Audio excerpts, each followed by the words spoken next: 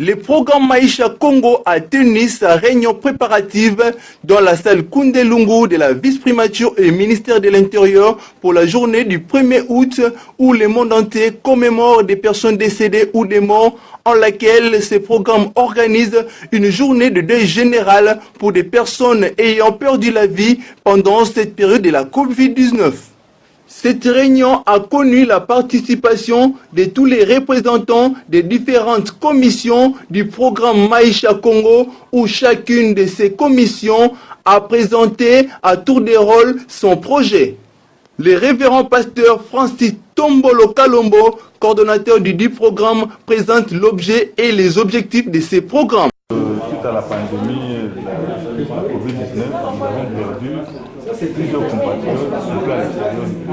Il y a plus de 2000 Congolais qui sont morts en Afrique, au Canada, aux États-Unis, en Turquie, en Grèce. Et nous continuons encore à comptabiliser les nombres de morts. Vous savez, les Congolais sont nombreux à l'extérieur du pays. C'est plus de 10 millions de Congolais qui vivent à l'extérieur de nos 2 345 000 km². Nous avons perdu beaucoup de compatriotes. Et pendant cette période de confinement, dans certains coins du monde, on a été mal enterrés à l'encontre de nos rites, de nos traditions. Et d'autres personnes ont même été enterrées à l'absence de leurs proches. Je connais même un ami qui a perdu sa femme, mais qui n'a pas assisté à l'enterrement. Le corps n'a pas attendu. Donc, parce que lui aussi était en quarantaine, le temps qu'il ne s'est pas soigné. Donc nous avons voulu en ce moment organiser un programme de deuil pour consoler ces personnes qui ont perdu les leurs. Moi-même, j'ai perdu des proches, mais comme tant d'autres. Ici aussi au Congo, il y a eu des morts. On n'a pas fait les deuils comme il se devrait et nous voulons faire ces deuils. Et tenant compte de nos traditions, de nos us et coutumes, nous voulons réparer ce qui a été fait, ce qui a été mal enterré.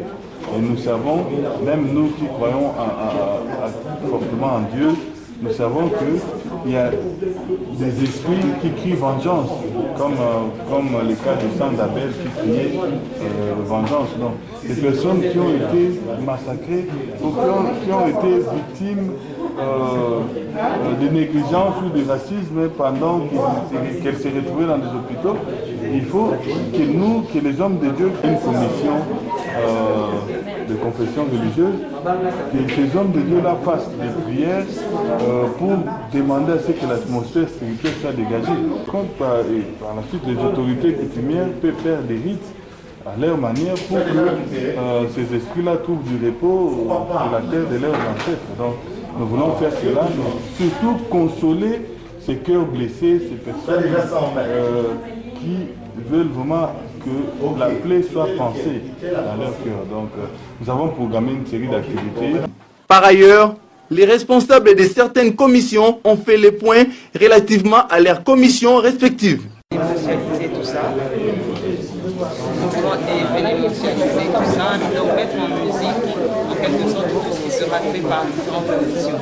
Donc, chaque coutumier, nous avons différentes commissions, nous allons mettre tout cela ensemble afin de faire quelque chose de général pour donc donner de la couleur de la vie à tout ça.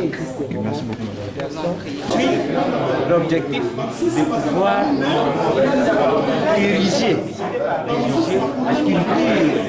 la culture congolaise, c'est-à-dire à partir de nos traditions, les traditions des peuples du Congo, à partir de l'héritage, du patrimoine culturel que nous avons reçu de nos ancêtres, pouvoir proposer un plan de décollage du Congo à travers des projets de développement différents, divers, à partir de différents plans de développement du Congo.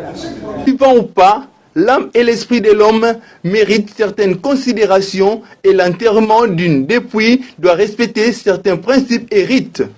Le programme Maïcha Congo veut rendre hommage à toute personne n'ayant pas bénéficié de certains honneurs et respect lors de leur enterrement, surtout pendant cette période de la COVID-19. Elle est même l'objet de sa prochaine activité. Prends le point à l'ordre du jour ici. Le mot de bienvenue, le mot de bienvenue de l'initiateur du projet.